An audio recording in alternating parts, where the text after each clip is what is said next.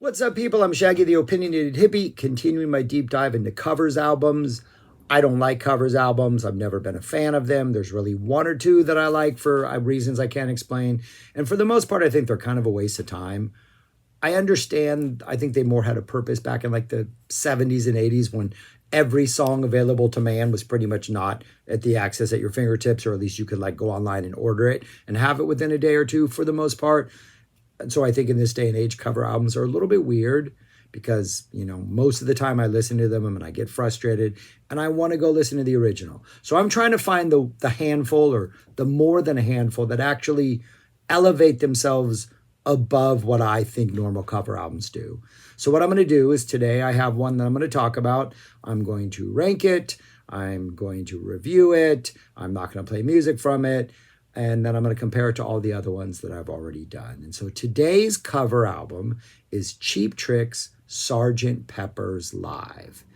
Back in 2009, it was released in 2009. I think the shows were in 2008.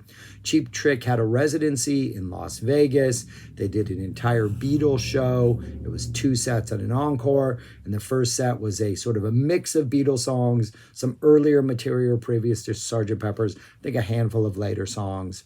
Then they took a break. The second act was Sgt. Pepper's Live from start to finish. And then the encore was usually a medley of Abbey Road songs. There was a guest orchestra, a full orchestra for the most part, a couple guest musicians. Joan Osborne sings Lovely Rita Meet a Maid. Yeah, I think she sings that one. Ian Ball from Gomez sings When I'm 64. But for the most part, even though we have all of these, there's extra musicians helping sort of fill out the sound. Even though we do have all this extra stuff going on, and even though the version of Sgt. Pepper's that Cheap Trick is doing is pretty tried and true to what the original songs sound like. I don't think there's at no point in any one of those songs are you going, wait, this is what? What? It's a pretty straightforward rendition of Sgt. Pepper's as far as like the arrangements of the songs go, with obvious differences in like instrumentation, like there being a full orchestra, an extra guitar player, that kind of stuff. But this release has 3 really, really good things going for it. One, it's live, and it wasn't a one-off single show. It was a residency. They did it, I think, several times over a couple weeks. I'm assuming this wasn't the first show. I'm assuming it's one of the later shows. These songs sound lived in. They sound like Cheap Trick songs. It sounds like they're comfortable playing this music. And so that's the lot. And there's a live energy. The crowd isn't mixed very loud in the actual listening of it, but there are moments when you can hear the crowd react. But you can tell the band's feeling it. You can tell the band is like feeding off the crowd. Number 1. Number 2, it's Cheap Trick. I mean, the Beatles, the DNA of the Beatles, something from the Beatles got spliced and put into the DNA of Cheap Trick. Because I would argue that many of Cheap Trick's best tracks have some Beatles energy to them. Whether it's just Xander singing, he can bring sort of the pop swag of a McCartney. He can bring that little rock and roll edge of a Lennon. With Cheap Trick, not so much in this case, though a little bit on this album. He can bring that spiritual popness of Harrison. Haven't really heard Xander's version of Ringo, so not sure what that's about. But Xander, Cheap Trick, Beatles, like it's just made to happen. A perfect pairing. I think if the Beatles had never broken up and had maintained become a band, there are several different paths they could have taken. I think there's the path where they almost become a little too obsessed with their image and they kind of go down a Radiohead path. I like Radiohead, but I do think they maybe concern themselves too much with their ability to go in new directions and always forge that path and be something different. Or I think the Beatles could have become Cheap Trick and they could have just become a really, really good, awesome rock band in the 70s that incorporated some psych and some pop and some rock. And Cheap Trick could have been the Beatles had they stuck together. I do think I Want You to Want Me, not the live rock version, but that like original studio version, that's an amazing Beatles song. That is just the Beatles to the core. And I think live, they kind of, the little stuff that makes it Beatlesque gets lost to the crowd, especially that App Budokan version. So that's the second thing, that this has going for it.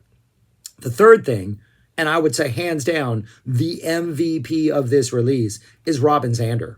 The vocals are ridiculous. He just sounds like he's having fun. He's in swag mode the entire time. He's strutting. He's being McCartney when he needs to be McCartney. He's bringing John Lennon rock and roll when he needs to be John Lennon rock and roll. He's bringing a little spiritualism when we got to do a little bit of George Harrison. He's having fun.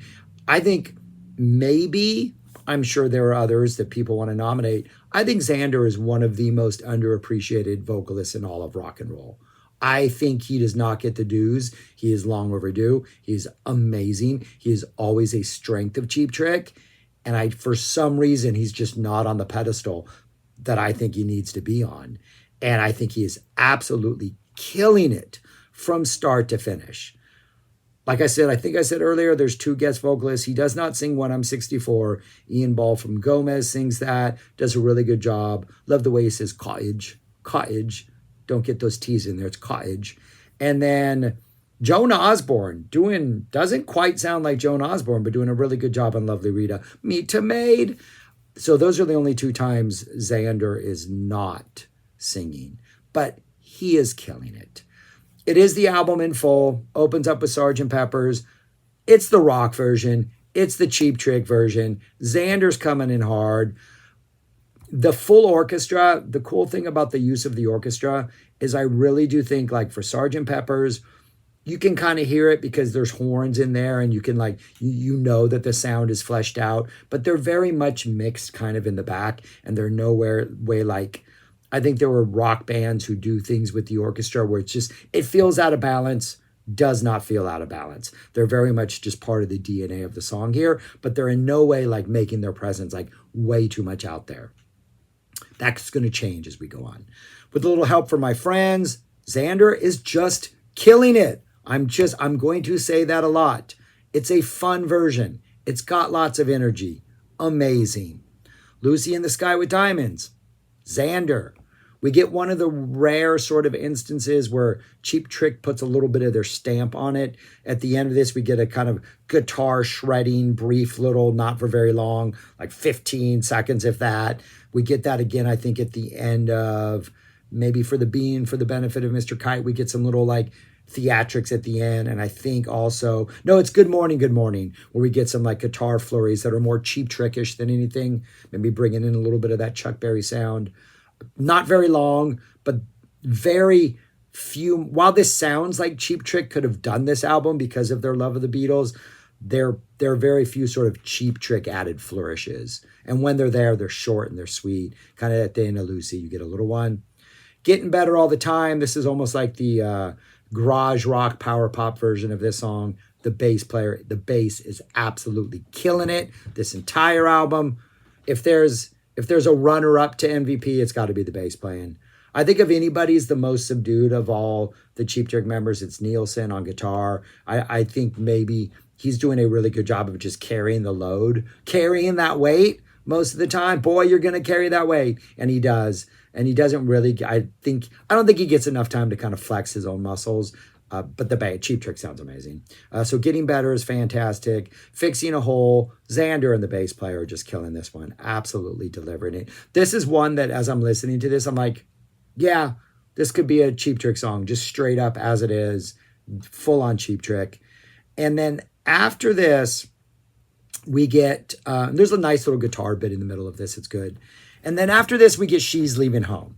And this is the moment where I think this album could like possibly go wrong. With and Without You, I think the album could go wrong. When I'm 64, I think those are really just very Beatle-esque, delicate moments that, you know, if you're not careful with it, they just don't work with another band doing it. But it's She's Leaving Home when I feel like I don't know if you've ever seen the movie Smokey and the Bandit, but at the end of the movie, when there's the helicopter and all the cops and Bandit's like, we're not going to make a snowman.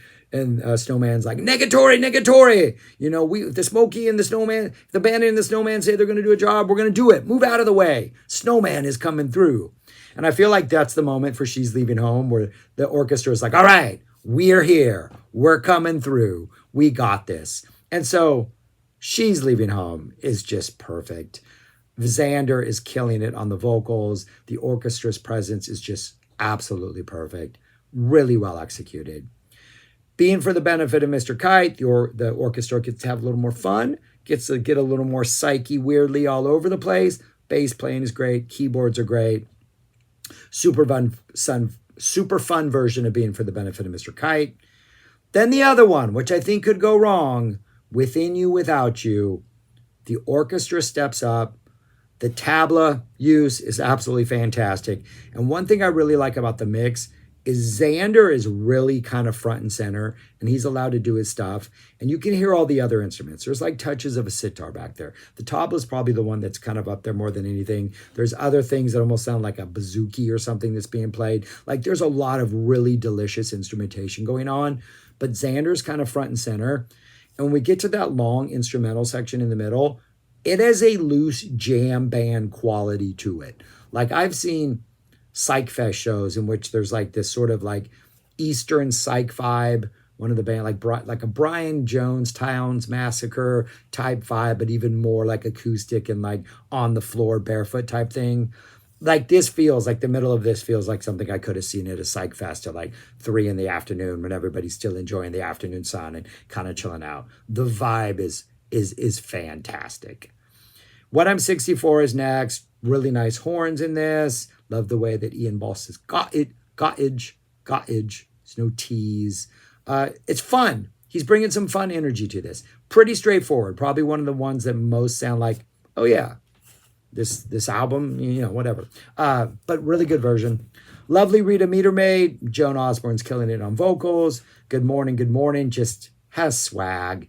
Xander's killing it. The guitar energy is killing it. The band sounds confident. It almost feels like they know they're coming to the end of this performance, so they're going to give it a little extra because it's so much fun to do this album. And to grow up a Beatles fan and love this album and then be in a band that can actually pull this off as well as Cheap Trick, they had to be proud of themselves. We get the reprise, really nice guitar riff, centric opening, A Day in the Life. The first build-up, incredibly well played. And the first build-up and then that drop into the McCartney section, I really like the drop in the McCartney section. I don't think it's as dramatic and heart-jarring a cut as I think the original is. I think the original is perfect. I'm not complaining about it. But there is this bump. I mean, it's drastic. This one, you don't really reach a peak and fall as much as you like slide into the bump.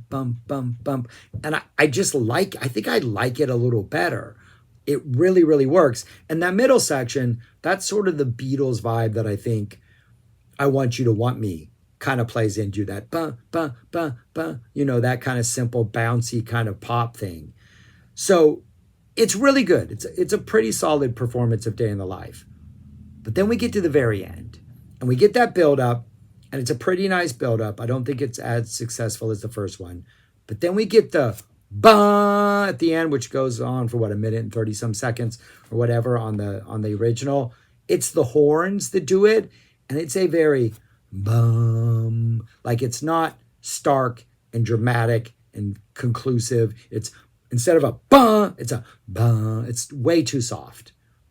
And I think they needed to aim higher since they killed the rest of the album. Probably my only complaint. Then for the medley, they do Golden Slumbers, Carry That Weight, Xander killing it. His best Paul McCartney impersonation ever. And then we get the end with like the drum solo and the guitar back and forth and all that stuff. It's an amazing, absolutely amazing album. If you don't like Sgt. Pepper's, I can't imagine you're going to like this unless your complaint is that Sgt. Pepper's is too polished and you want some rougher edges. They're bringing slightly rougher edges.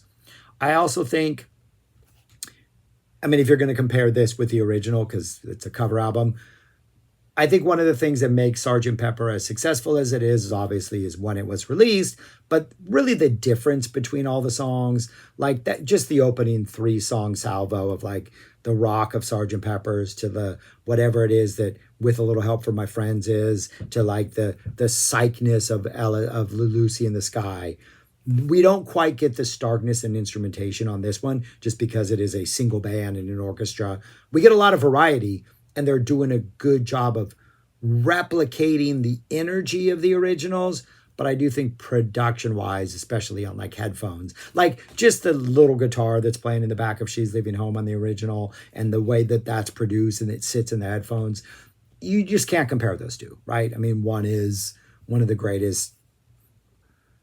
I don't understand. I mean, yeah, I mean, like we'll go into this. I would argue one of the greatest accomplishments of rock. It might not be my favorite Beatles album, but you can't deny the power of Sgt. Pepper's, right? And this is just one of the best well executed, but Anyways, I'm rambling at this point, but what I want to say is I think this was fantastic.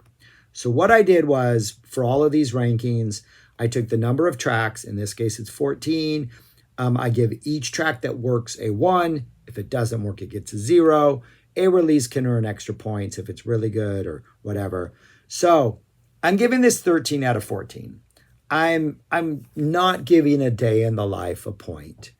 Or I'm taking maybe a half a point away from a day in the life. And then maybe I'm also just taking away a half a point for really staying too close to the originals, even though they're like, yeah, but this is what it's going to sound like if we do. So is this a problem? I'm like, no, it's really not a problem. But philosophically, just to make it, work a little better, which means it got 13 out of 14, which is 93%, which makes it my favorite covers album that I've listened to. I feel like it's maybe lesser earned than the other ones because some of the other ones are like a variety of artists interpreting another artist. So the challenge to have it consistent is a lot harder. Also, they're working with Sgt. Pepper's. But if you look at the bottom of the list, look, there's a Sgt. Pepper covers right there, Flaming Lips with a little help from my friends. Not as successful.